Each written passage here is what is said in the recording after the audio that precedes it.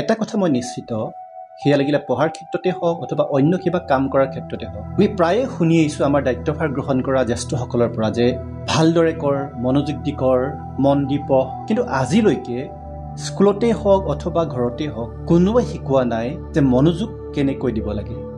হয়, how to put কনচেন্ট্ৰেশ্যন, এই প্ৰশ্নটোৰ বিজ্ঞানসন্মত দৃষ্টিকোণৰ পৰা উত্তৰ দিয়া মানুহেৰে মই আজি এই ভিডিঅ'টো প্ৰস্তুত কৰিছোঁ। প্ৰথমতে আমি জানি লওঁ আহক কনচেন্ট্ৰেশ্যন মানে কি। কনচেন্ট্ৰেশ্যন হৈছে আমাৰ মগজুৰ এটা কগনিটিভ প্ৰচেছ, অৰ্থাৎ এটা চিন্তন প্ৰক্ৰিয়া, যাৰ দ্বাৰা আমি কোনো ধৰণৰ আভ্যন্তৰীণ অথবা বাহ্যিক ডিষ্ট্ৰেকশ্যন নোহোৱাকৈ এটা নিৰ্দিষ্ট সময় পৰ্যন্ত কোনো এটা বিষয়ত আমাৰ ফ'কাছ কেন্দ্ৰীকৰণ কৰিব পাৰোঁ। এতিয়া বিষয়টো হৈছে কেনেকৈ খুব ভালদৰে মনোযোগ দিব পাৰি। এইটো বুজিবৰ কাৰণে আমি জানিব লাগিব আমাৰ মগজুৰ এটা চৰিত্ৰৰ বিষয়ে। যিকোনো এটা কাম আমি কৰাৰ বিনিময়ত আমাৰ ব্ৰেইনৰ ৰিৱাৰ্ড জেনেৰেটিং ছিষ্টেমটোৱে নিজকে এটা ৰিৱাৰ্ড প্ৰদান কৰে হৰমন নিঃসৰণৰ দ্বাৰা। ডপামাইন, চেৰ'টনিন, অক্সিটক্সিন এইবোৰ হৈছে পজিটিভ হৰমন, আৰু কাৰ্টিছল, এড্ৰিনালিন এইবোৰ হৈছে নেগেটিভ হৰমন।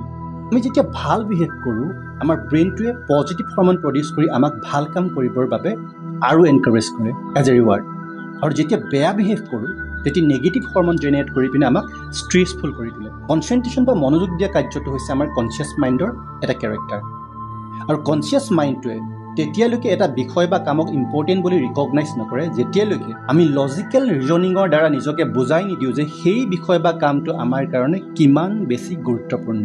ইম্পৰ্টেণ্ট বুলি বুজাই দিলেহে আমাৰ ব্ৰেইনৰ ৰিৱাৰ্ড জেনেৰেটিং ছিষ্টেমটোৱে পজিটিভ হৰমন প্ৰডিউচ কৰি আমাক সেই কামটো কনচেন্ট্ৰেশ্যন দি কৰিবৰ কাৰণে অটো এনকাৰেজ কৰে। চ' ডিপলি কনচেন্ট্ৰেশ্যন পুট কৰিবৰ কাৰণে প্ৰথমে কোনো এটা কাম কৰাৰ আগমুহূৰ্তত আমি হোৱাই ফেক্টৰটো ক্লিয়াৰ কৰিব লাগিব।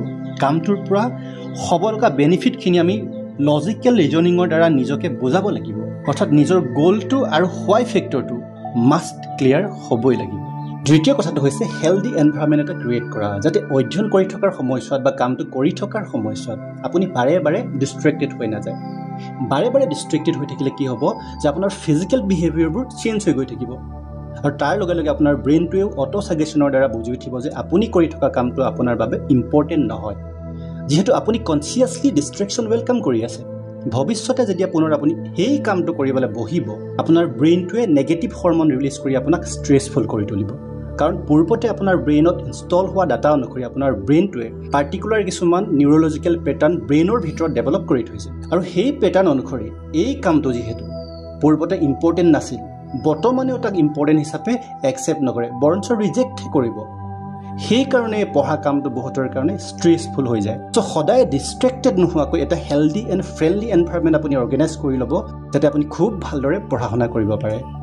তৃতীয় কথাটো হৈছে এটা সময়ত এটা কাম কৰাৰ অভ্যাসটো গঢ়ি তোলক। লাগিলে আৰম্ভণিতে আপুনি খুব কম সময়ৰ কাৰণে কৰক, লাহে লাহে 5 মিনিট, 10 মিনিট, 15 মিনিট এনেদৰে বঢ়াই যাওক। মাল্টিটাস্কিঙৰ দ্বাৰা হাইলি প্ৰডাক্টিভ আউটপুট পোৱাটো এটা আনট্ৰেইন ব্ৰেইনৰ ক্ষেত্ৰত একেবাৰে অসম্ভৱ। একাধিক কাম কৰিবলৈ গ'লে আপুনি কোনোদিন আশা কৰাৰ দৰে ফল নাপাব। চতুৰ্থটো হৈছে পম'ড'ৰ মেথড ইউজ কৰি পিনে আপুনি ষ্টাডি কৰিবলৈ লওক। পম'ড'ৰ মেথড অনুসৰি আপুনি আপোনাৰ অধ্যয়নৰ সময়সীমাখিনিক 25-25 মিনিটৰ সৰু সৰু ছেটত আপুনি বিভক্ত কৰি লওক, আৰু প্ৰতিটো ছেটৰ সময় শেষ হোৱাৰ পিছতে 5 মিনিটৰ বাবে বিৰতি লওক। এনেদৰে আপুনি 4টা ছেট সম্পূৰ্ণ কৰাৰ পিছত 15ৰ পৰা 30 মিনিটৰ এটা দীঘলীয়া ব্ৰেক লওক। এই ক্ষেত্ৰত আপুনি আপোনাৰ সময় নিৰূপণৰ কাৰণে ফিজিকেল টাইমাৰ বা মোবাইল এপ্লিকেশ্যন ইউজ কৰিব পাৰে। ৰিচাৰ্চ অনুসৰি এই পম'ড'ৰ মেথড ইউজ কৰি যদি আপুনি ষ্টাডি কৰে, তেনেহ'লে আপোনাৰ ফ'কাছ ইম্প্ৰুভমেণ্ট হয়, প্ৰক্ৰেষ্টিনেশ্যন ৰিডিউচ হয়, ছেল্ফ মটিভেশ্যন ইনক্ৰিজ হয়, বেটাৰ টাইম মেনেজমেণ্ট হয়, আৰু ইয়াৰ লগতে অন্যান্য বহুতো বেনিফিট আছে। নেক্সট ইম্পৰ্টেণ্ট পইণ্টটো হৈছে ডিপ কনচেন্ট্ৰেশ্যন পুট কৰিবৰ কাৰণে আপুনি হেল্ডি হোৱাটো বহুতেই প্ৰয়োজনীয়। আপুনি মেণ্টেলি, ফিজিকেলি, ইম'চনেলি হেল্ডি থাকিলেহে এবছলিউট লেভেলত মনোযোগ প্ৰদান কৰাটো সম্ভৱ। তাৰ কাৰণে আপুনি ভালদৰে শুব লাগিব, আপুনি নিউট্ৰিচিয়াছ ফুড খাব লাগিব, এক্সাৰচাইজ কৰিব লাগিব, আপুনি হাইড্ৰেট হৈ থাকিব লাগিব, এটা positive and energetic self system build কৰিব লাগিব। কেৱল ছেল্ফ কেয়াৰৰ দ্বাৰাহে আপুনি এটা ভাল ছেল্ফ ছিষ্টেম বিল্ড কৰিব পাৰিব, ডেভেলপ কৰিব পাৰিব। এইখিনিতে মই আপোনালোকক কনচেন্ট্ৰেশ্যন ইনক্ৰিজ কৰিবৰ কাৰণে দুটা স্পেচিয়েল টিপছ দিব বিচাৰিছোঁ। প্ৰথমটো হৈছে আপুনি মাইণ্ডফুলনেছৰ প্ৰেক্টিছ কৰক ৰেগুলাৰলি, অৰ্থাৎ বৰ্তমানত জীয়াই থকাৰ চেষ্টা কৰক। এই অভ্যাসটোৱে আপোনাৰ মাজত কনচেন্ট্ৰেশ্যন এম্পাৱাৰ কৰাৰ আটাইতকৈ ডাঙৰ কলাটো খুব সহজতে ডেভেলপ কৰি দিব। বিশেষকৈ পঢ়াৰ আগমুহূৰ্তত আপুনি মেডিটেশ্যনৰ দ্বাৰা 10 বা 15 মিনিট সময়ৰ কাৰণে যদি এই মাইণ্ডফুলনেছৰ অভ্যাসটো কৰে, আপুনি ইয়াৰ পৰা খুব ভাল ফল পোৱাটো একেবাৰে নিশ্চিত।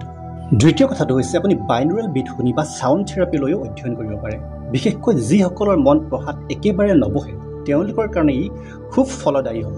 ই আপোনাক একধ্যানে অধ্যয়ন কৰাত গুৰুত্বপূৰ্ণভাৱে সহায় কৰিব শেষত মই আপোনাৰ সুবিধাৰ্থে মেইন যিকেইটা পইণ্ট আছিল সেইকেইটা আকৌ এবাৰ ৰিপিট কৰি দিবলৈ বিচাৰিছোঁ যে কনচেনট্ৰেশ্যন ইনক্ৰিজ কৰিবৰ কাৰণে আপোনাৰ এটা নিৰ্দিষ্ট গ'ল থাকিব লাগিব আৰু সেই গ'লটোৰ অন্তৰালত থকা হোৱাই ফেক্টৰটো লজিকেল ৰিজনিঙৰ দ্বাৰা আপুনি নিজকে ক্লিয়াৰ কৰি থ'ব লাগিব দ্বিতীয় কথাটো হৈছে আপুনি কনচেনট্ৰেশ্যন ইনক্ৰিজ কৰিবৰ কাৰণে এটা ভাল এণ্ড হেল্ডি এনভাইৰনমেণ্ট ক্ৰিয়েট কৰি থ'ব লাগিব য'ত কোনো ধৰণৰ ডিষ্ট্ৰেক্টেড নোহোৱাকৈ আপুনি অধ্যয়ন কৰিব পাৰে তৃতীয় কথাটো হৈছে আপুনি এটা সময়ত কেৱল এটা কাম কৰাৰ অভ্যাসটো নিজৰ মাজত বিল্ড কৰিব লাগিব চতুৰ্থ কথাটো হৈছে আপুনি পমডোৰ টেকনিক ইউজ কৰি পিনে যদি ষ্টাডি কৰে তেনেহ'লে তাৰ পৰা আপুনি খুব ভাল ফলাফল পাব আৰু পঞ্চম কথাটো হৈছে আপুনি সেলফ কেয়াৰৰ দ্বাৰা এটা ভাল সেলফ সিস্টেম নিজৰ মাজত বিল্ড এণ্ড ডেভেলপ কৰিব লাগিব যাতে আপুনি খুব এটা হেল্ডি লাইফ জীয়াই থাকিব পাৰে